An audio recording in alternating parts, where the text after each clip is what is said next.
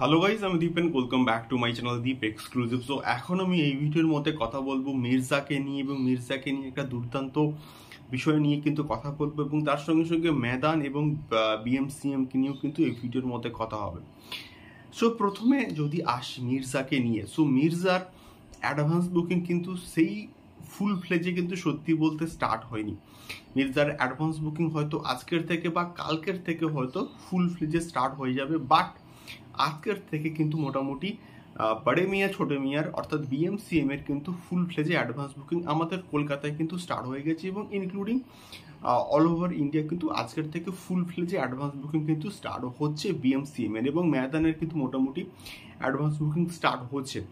তো এখন কথা হচ্ছে মির্জা, এখন কিন্তু বর্তমানে আমি যখন এই পার্টিকুলার ভিডিওটা তৈরি করছি তখন বাজে ঠিক সকাল 9টা, তখন কিন্তু বুক মাই শোতে 2 নম্বরে কিন্তু ট্রেন্ডিংয়ে আছে। অর্থাৎ মির্জাকে মানুষ কিন্তু সার্চ করছে, এবং মির্জা মানুষের দেখার ইন্টারেস্ট কিন্তু বাড়ছে। অর্থাৎ যখন কোনো সিনেমা সার্চিং ট্র্যাবে ট্রেন্ডিংয়ে আসে না, যখন বিএমসিএমকে হারিয়ে দেয়, যখন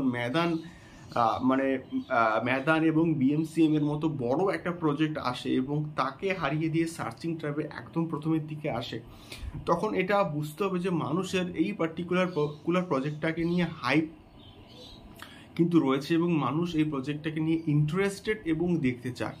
তো সেই হিসেবে মির্জা এখন বর্তমানে রয়েছে 2 নম্বর, সার্চিং ট্যাবে কিন্তু 2 নম্বরে ট্রেন্ডিংয়ে আছে, এবং এরপরে কিন্তু বিএমসিএম আছে, এবং মেদান কিন্তু অনেক পরে আছে। অর্থাৎ মির্জার পরে কিন্তু বিএমসিএমকে নিয়ে মানুষের মধ্যে একটা কিন্তু এক্সাইটমেন্ট রয়েছে।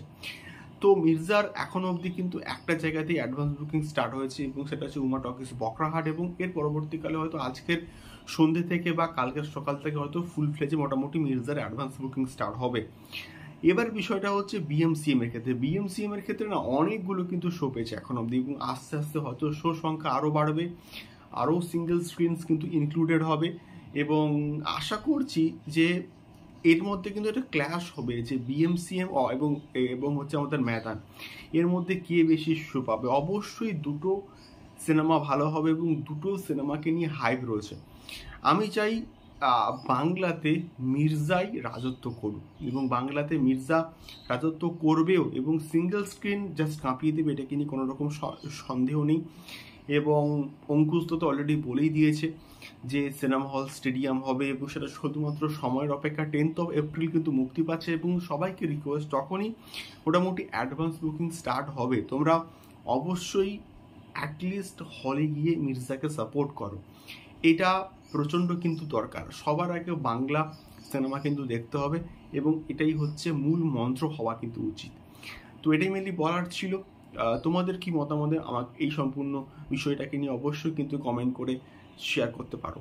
দেখা হচ্ছে পরবর্তী ভিডিওতে। টাটা।